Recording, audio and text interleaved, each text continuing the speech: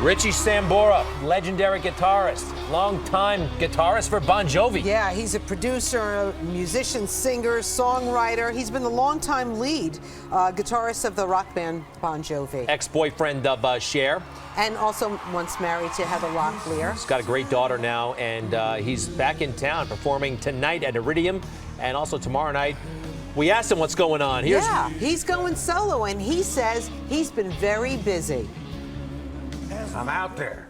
But you've done solo before. A few years ago, you had a solo album. Oh, yeah. You know, it's interesting. I managed to make 3 solo records in betwixt the 30 years of the band, you know.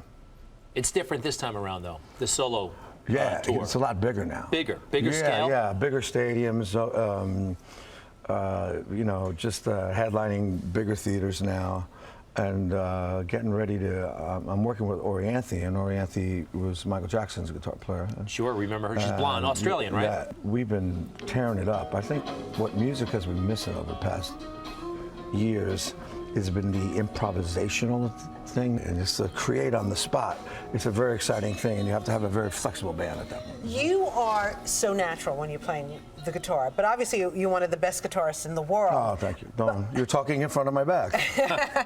So, I mean, at any point, does it get old? Does it be like, I got to play again tonight? No, Never. No. I mean, you know, sometimes I guess, hey, look, when you're a band for 30 years but it's the shared experience. Like if someone would ask me, you know, you're going to go back and play Wanted Dead or Alive in my hotel room after the show, no. But when you do it in front of 70,000 people, it's a shared experience, and it becomes something else. Mm-hmm. And it's a proud moment, and it's also, you're just one at that point, you know, audience and band. What's going on with you and Bon Jovi? Everything okay? Hey, what's going on with you and Bon Jovi? All right, Did you guys do a sit down and is everything okay between the two? Man, we're on hiatus at the moment. You know, look, a 30-year marriage is pretty damn good. You know, especially in this business. You know, and you got, you know, started out with 5, then we're down to 4, and everybody experiences life, excuse me, and fame and stardom at different speeds. You know, and we're grown up. Like, you know, I really wanted to be home with my daughter. I mean, the last tour we did, Bon Jovi, was 52 countries and 18 and a half months. It's quite arduous. It's 24/7. Mm-hmm. You don't get to go home.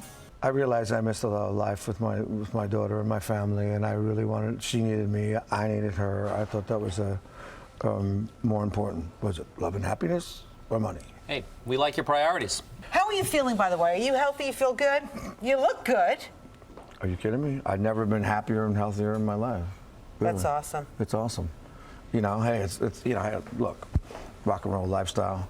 Like I said, the quote unquote rock star stuff, I never believed in it. I lived it, but like I said, I'm coming from blue collar, working class family in New Jersey. The work ethic was the thing, and I consider myself a singer-songwriter and a working musician. And if you're a working musician and you get to do what you love to do for a living, I mean, what a blessing that is. Off the top of my head, I don't see you doing a duet with Dolly Parton. You know what I mean? The famous country singer. Yeah. But apparently it was spectacular. No, spectacular. Well, you know what? We had the first #1 country song from a rock band in country music in history. Who Says You Can't Go Home? So, you know, we kind of, and I've recorded 3 records down in Nashville, so I do have a country connection. Jersey boy has a country connection. I like that. Absolutely, no. I have my country cousin down there. And Dolly's doing Lay Your Hands on Me, which is one of my songs, and she did it on a record. And did she? And she plays every night live. Did she lay her hands on you? Yes, she did. And it was good, too.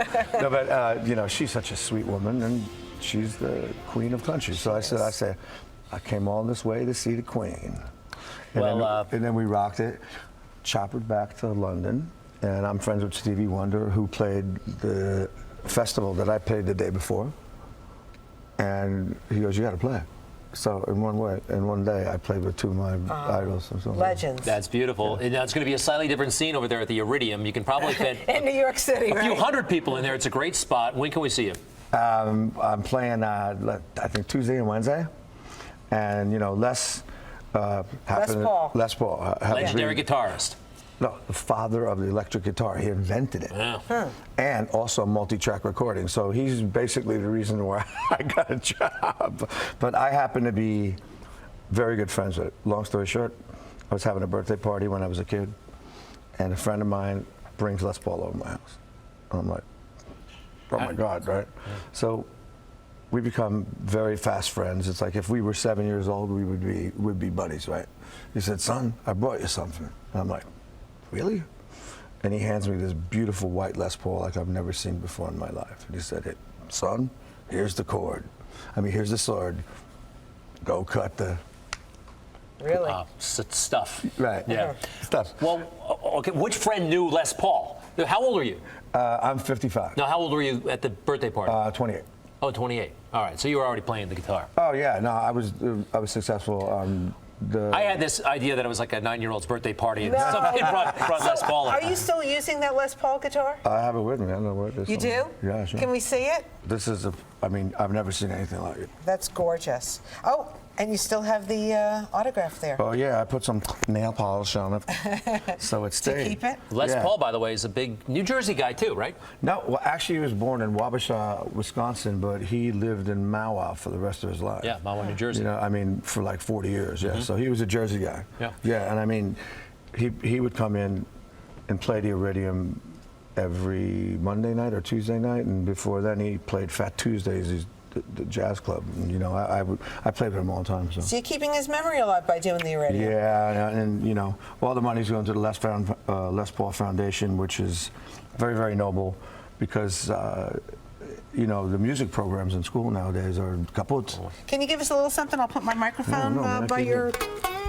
I got a pick. I need a pick. Hold on. You need a pick?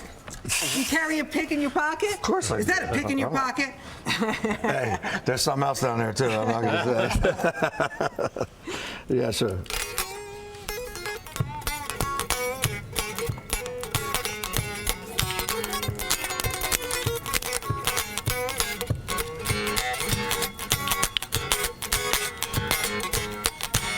Awesome. Wow. Richie Sambora, thank you so much for being here. My pleasure, man. Continued success.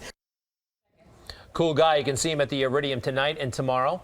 The Iridium, it's over, well, we don't have an address for you. On the west side. It's near Lincoln Center. Right, right. It's a very cool spot. Yeah. All right. Thanks so much, Richie. That was fun hanging out with him.